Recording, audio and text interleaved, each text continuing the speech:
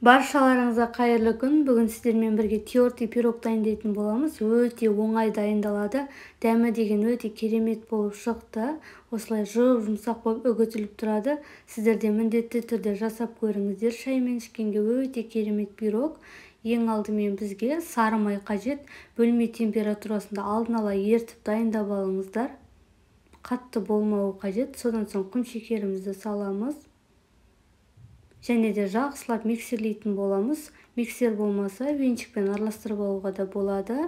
Және де 2 жұмыртқамызды салып, тағы да жақсылап миксерлейміз. Бізде сұйық масса шығуы қажет. Майымыз толықтай еріп. Толық рецепті описание бөліміне жазып қалдырдым. Содан көрсеңіздер болады. Енді бізге разъединитель қажет. Содан соң ұнымызды електен өткізіп қосатын боламыз. Онда мөлшерден көп қоспаңыздар. Осылай жақсылап араластырып, илеп алатын боламыз. Бізде жұмсақ тесто шығатын болады. Тестамыздың кішкене бөлігін алып, осылай жақсылап мұжып, морозилькке салып қоятын боламыз. Морозилькке бір сағаттай қоясыздар, кішкене ғана қатуы қажет.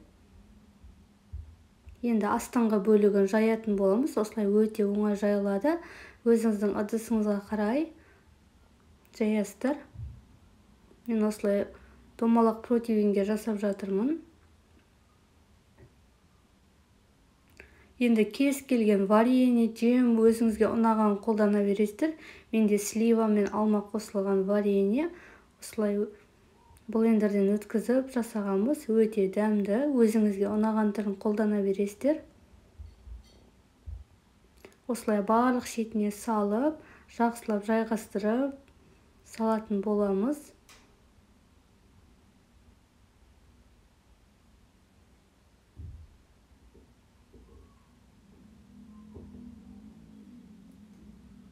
Қатты тәтті ұнатпасаңыздар, құм шекерін кішкене азырақ салсаңыздар болады тестоның.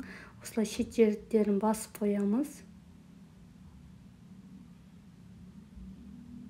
Барлық шетіне салып шықтық. Осылай дайын болды.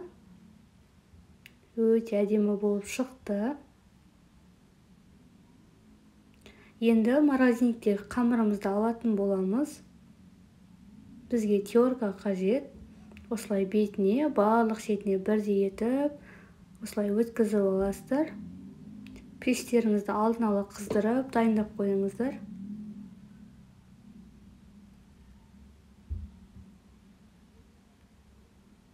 Теркадан өте оңай өтеді.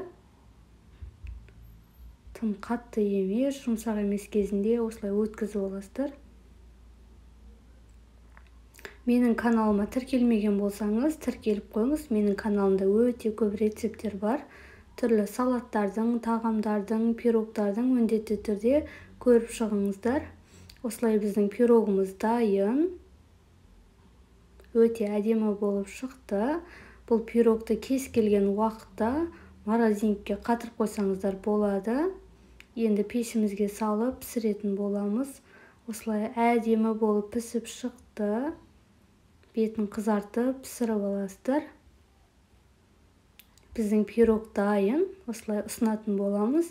Видео ұнаса лайк бас, комментарий қалдырып кетіңіздер. Менің каналыма тіркелмеген болсаңыз, міндетті түрде тіркеліп қойыңыз. Баршаларыңызға ас болсын.